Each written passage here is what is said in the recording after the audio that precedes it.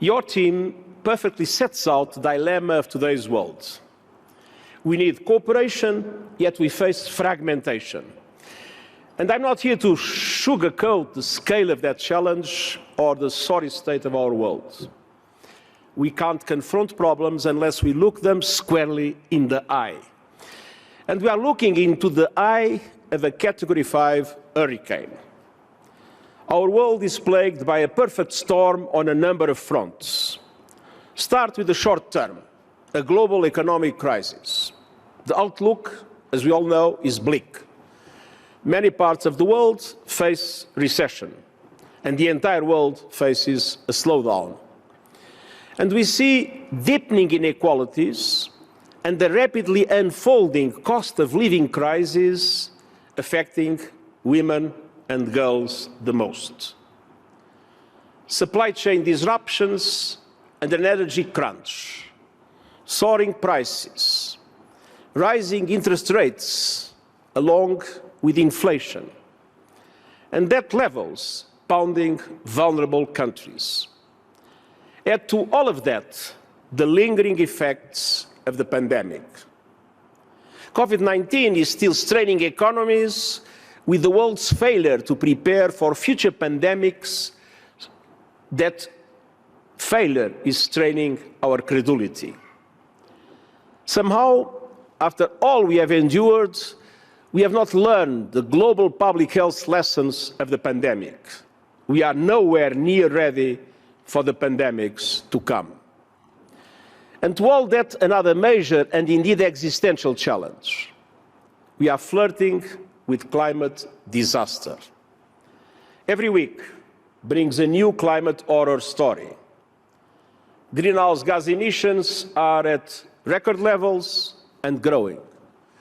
The commitment to limit global temperature rise to 1.5 degrees is nearly going up in smoke. Without further action, we are headed to a 2.8 degree increase, and the consequences, as we all know, would be devastating. Several parts of our planet would be uninhabitable, and for many, it will mean a death sentence. But this is not a surprise. The science has been clear for decades. And I'm not talking only about UN scientists. I'm talking even about fossil fuel scientists. We learned last week that certain fossil fuel producers were fully aware in the 70s that their core product was making our planet. And just like the tobacco industry, they rode roughshod over their own science. Some, in big oil, peddled the big lie. And like the tobacco industry, those responsible must be held to account. Today, fossil fuel producers and their enablers are still racing to expand production, knowing full well that this business model is inconsistent with human survival. Now, this insanity belongs in science fiction, yet we know the ecosystem meltdown is cold, hard, scientific fact. Add to this toxic brew yet another combustible factor: conflict, violence, war. Especially the Russian invasion of Ukraine. Not only because of the untold suffering of the Ukrainian people, but because of its profound global implications on global food and energy prices, on trade and supply chains, on questions of nuclear safety, and on the very foundations of international law and the United Nations Charter. We are doing our best, making progress where we can, particularly in facilitating exports of food and fertilizers from Ukraine and also from Russia. But we are a far cry from peace in line with international law and the United Nations Charter. Now, the truth is that more and more businesses are making net zero commitments, but benchmarks and criteria are often dubious or murky. And this can mislead consumers, investors, and regulators with false narratives. And it feeds a culture of climate misinformation and confusion, and leaves the door open to greenwashing. That's why we created an expert group on net zero emissions commitments. Recently, the group has issued a how-to guide for credible, accountable net zero pledges.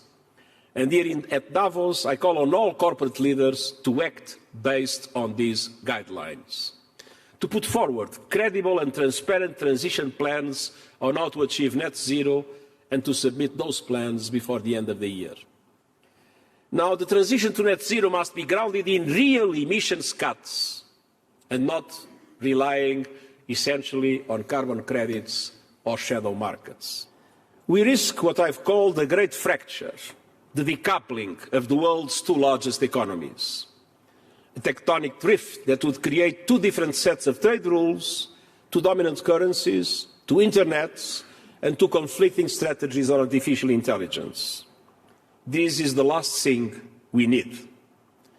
The IMF reported that dividing the global economy into two blocks could cut global GDP by a whopping $1.4 trillion. Now, there are many aspects in which the US and China relations will inevitably diverge, particularly on questions of human rights and on some areas of regional security.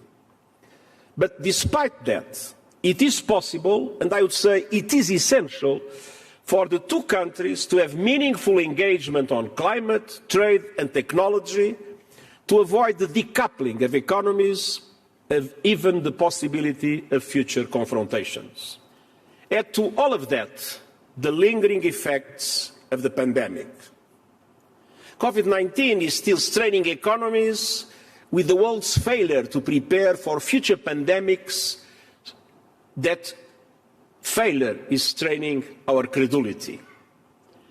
Somehow, after all we have endured, we have not learned the global public health lessons of the pandemic. We are nowhere near ready for the pandemics to come.